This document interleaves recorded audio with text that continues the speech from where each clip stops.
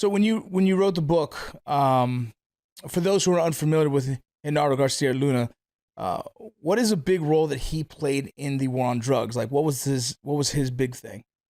Well, just for people in the US to understand, at some point he was called the Mexican Hoover by the US authorities. He was like the big man, the big name in Mexico that was like, playing as the guy who was connecting the US government, the money that was coming from the US, that was going from the US to Mexican institutions. And he was at the same time the person working like closely with the DEA agents that were like working in Mexico. He was also receiving a lot of information, like classified, important information from US agencies that were providing some information to Mexico with the purpose of Mexico acting, against the cartels. So he was receiving a lot of valuable information provided by the United States. He was at the same time the one that was leading a lot of the efforts to capture these leaders. And something that we have seen first in my reporting and the reporting of other colleagues, and last year and this year I have been covering a trial of Garcia Luna. We haven't talked about it, but after many years that he was spending a nice luxury life in Miami after he left office in Mexico, he was detained. So he was arrested in 2019, not in Miami, but in Texas. And he was formally accused in New York by a grand jury of being sort of a dual agent, working at the same time for the government of Mexico and for the Sinaloa Cartel. So what we learned during that trial is that, Garcia Luna was meeting with people like really famous and important people in the United States, like Barack Obama, like Hillary Clinton, like a lot of high members of several, in that case, was Democratic administrations. And he was receiving money, receiving information, receiving awards from the United States as the best police of the year, etc. But I think the information that he was receiving was really important because he was profiting from there, and he was then passing that information to the cartels.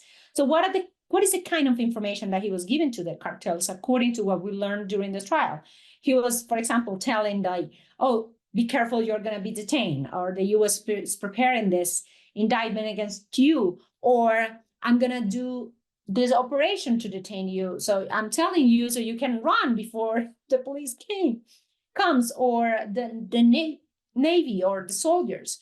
So he was sometimes he was like appointing the police chief in a city, and not just appointing any person, but appointing a person that was loyal to the cartel.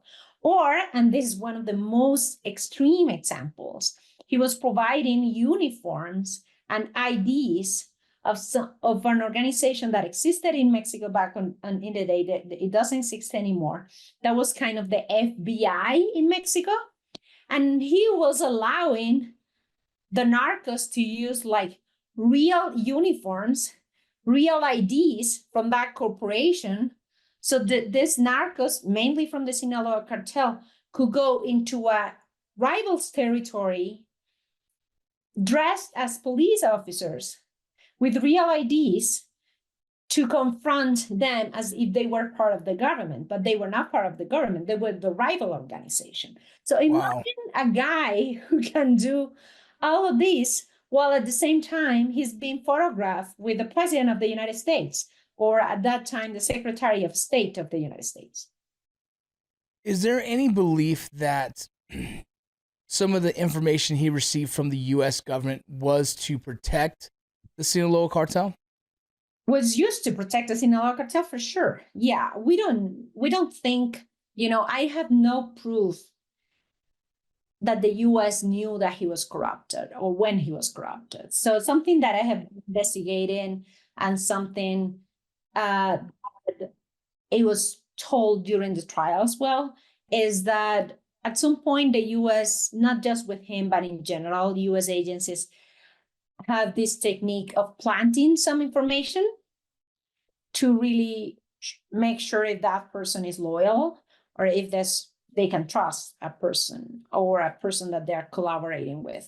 And this is not just happening with Mexico. It has happened with people they collaborate in Mexico or in Central America or in Colombia or even in the Middle East. So this is a technique that the U.S. agencies typically use to plant some information and to see if this person is loyal. We think that some of that happened, but I have no proof if he was indeed only playing with the Sinaloa Cartel or also taking money from other organizations.